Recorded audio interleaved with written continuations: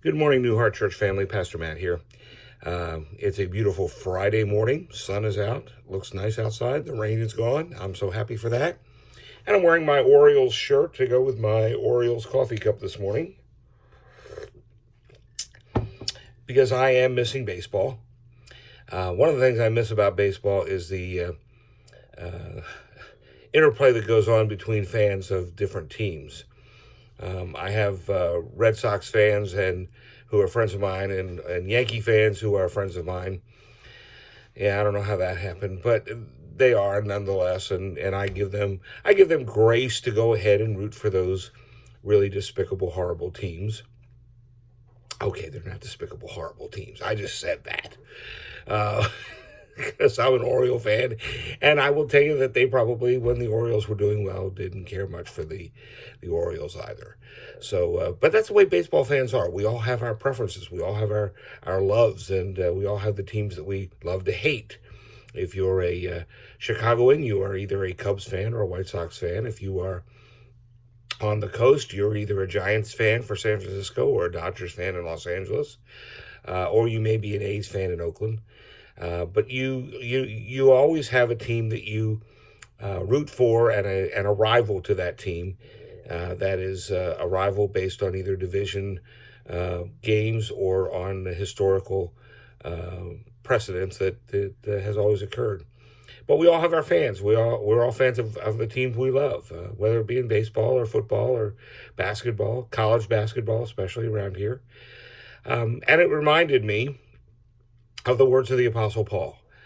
Paul was writing to the church in Corinth, and he was talking about those folks who were getting all bothered and upset because some of their friends were sitting down to dinner, and the meat that was served at the dinner, the cooked barbecue ribs,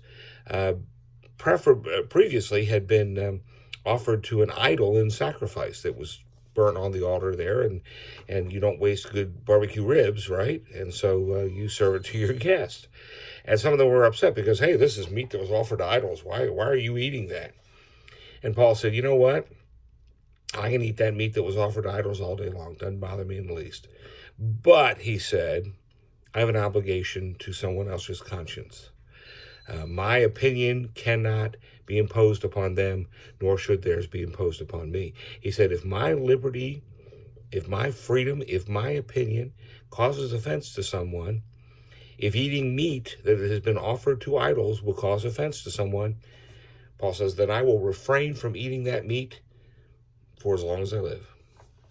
You know, that's the attitude we're supposed to have toward other people with whom we disagree. I root for the Orioles. Vern Haskell roots for the Red Sox, and Bruce Barnard roots for the Yankees, and that's okay. You know, they're entitled to their opinions. I trust they allow me to be entitled to mine as well, and that's what we're supposed to do in the body of Christ, especially when it comes to a lot more serious issues. And so, as we move forward into times when we will be able to see the restrictions loosened up, there are going to be some folks that are willing to jump into it quickly, some that are going to be a little more reluctant, but we'll get there, and some that may really take a very long time to get involved there. In academics, that's part of what's called the diffusion of invention, and there are people who are way ahead of the market. You know, the guy who the folks who buy the iPhone 12 before it's even on the market, they're putting a deposit down, and then folks that are still looking at flip phones from Android. So everybody moves through things at a different pace and a different speed, and that's okay, because Paul says, our conscience, our personal convictions shouldn't be imposed upon someone else, nor should theirs be imposed upon us. We need to remember: one body, one hope, one Lord, one Spirit, one faith, one baptism, one God who is in all and over all.